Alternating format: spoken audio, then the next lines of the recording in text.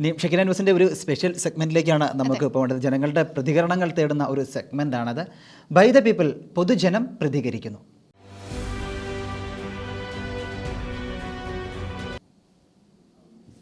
നമ്മുടെ കലാലയങ്ങളെ കലാപാലയങ്ങളാക്കുന്നതാര്? ഈ വിഷയത്തിലുള്ള പ്രതികരണമാണ് ഇന്ന് ജനങ്ങളോട് ഞങ്ങൾ തേടിയത്. തെരഞ്ഞെടുത്ത പ്രതികരണങ്ങളൊന്ന് നമുക്ക് കേൾക്കാം.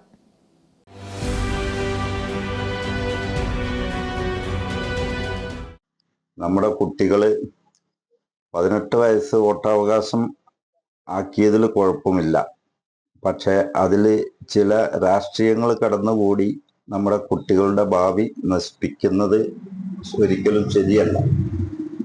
എന്നാൽ ആവശ്യത്തിന് രാഷ്ട്രീയം വേണം. എന്നാൽ നമ്മുടെ നാടിൻ്റെ സമ്പത്തായി വളർന്നു വരുന്ന കുട്ടികളെ അതിലേക്ക് പ്രേരിപ്പിച്ച് കൊണ്ടുപോകുന്നതും അതിന് പ്രവർത്തിക്കുന്നതും ഒരിക്കലും ശരിയല്ല. നമ്മുടെ കലാലയങ്ങളിൽ രാഷ്ട്രീയം പണ്ട് കാലങ്ങളിൽ തന്നെ നല്ല രീതിയിൽ അതിന് പോയിരുന്നു. പക്ഷെ ഈ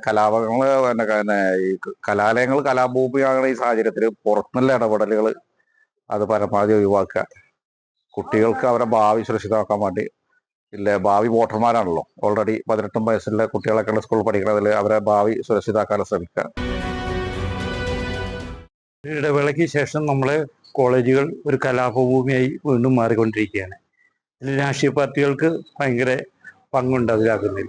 അത് 18 വയസ്സിലായിരുന്നു വോട്ടവകാശം, 21 വയസ്സിലായിരുന്നു. ഇപ്പോൾ 18 ആകുന്നതിലേക്കുള്ള ചുവടുവയ്പ്പിന് രാഷ്ട്രീയക്കാർ ഇറങ്ങി കളിക്കുകയാണ്. ഓരോ കുട്ടികളും ഓരോ കുടുംബത്തിൻ്റെ സ്വത്താണ്. അതിനെതിരെ രാഷ്ട്രീയ പാർട്ടികൾ അതിൽ നിന്ന് വിട്ടുനിന്ന് നല്ല രീതിയിൽ നല്ല സമൂഹത്തെ മുന്നോട്ട് കൊണ്ടുവരണം. ക്യാമ്പസുകളിൽ തന്നെ വിദ്യാർത്ഥികളിൽ ഭീതി പടർത്തി അവരെ പേടിപ്പിച്ച് അവരുടെ കൂടെ നിർത്തുകയും അതുപോലെ മറ്റ് സംഘടനകൾ ഏതൊരു സംഘടനകൾ പ്രവർത്തിക്കാൻ വേണ്ടി യാതൊരു വിധത്തിലുള്ള അവകാശം കൊടുക്കാത്ത രീതിയിലാണ് അവർ പെരുമാറുന്നത്. അവരുടെ കൊടിയിലെ സ്വാതന്ത്ര്യവും ജനാധിപത്യവും സോഷ്യലിസവും ഒന്നും അവരുടെ പെരുമാറ്റത്തിൽ ഒരിക്കലും നമുക്ക് കാണാൻ സാധിക്കില്ല. വിദ്യാർത്ഥികളിൽ രാഷ്ട്രീയ ജനാധിപത്യം ബോധം വളർത്തുക എന്ന ഉദ്ദേശത്തോടെയാണ് വിദ്യാർത്ഥി സംഘടനകളെ ക്യാമ്പസിൽ പ്രവർത്തിക്കുന്നത്. പക്ഷേ ഈയിടെ നമ്മൾ വാർത്തകളിലും മറ്റും കാണുന്ന ചില വിദ്യാർത്ഥി സംഘടനകൾ അവരുടെ ഭരണത്തിൻ്റെ തണലിൽ കൈക്കരുത്തുകൊണ്ട് മറ്റ് സംഘടനകളെ കൈകാര്യം ചെയ്യുകയും മറ്റ് സംഘടനകളുടെ ജനാധിപത്യപരമായ പ്രവർത്തന സ്വാതന്ത്ര്യത്തെ ഖനിക്കുന്ന നടപടികളാണ് ഉണ്ടാകുന്നത്. ഇതൊരു കാരണവശാലും അംഗീകരിക്കുവാൻ സാധിക്കുകയില്ല. കോളേജുകളിൽ പ്രവർത്തിക്കുന്ന വിദ്യാർത്ഥി സംഘടനകളെല്ലാം ജനാധിപത്യ മൂല്യങ്ങൾ ഉയർത്തിക്കൊണ്ട് ജനാധിപത്യ അവകാശങ്ങൾ സംരക്ഷിക്കുന്ന രീതിയിലുള്ള പ്രവർത്തനങ്ങളാണ് ഉണ്ടാകുന്നത്. അതിനെ തകർക്കുന്ന രീതിയിലുള്ള പ്രവർത്തനങ്ങൾ ഒരു കാരണവശാലും അംഗീകരിക്കാൻ നമുക്ക് കഴിയുന്നതല്ല.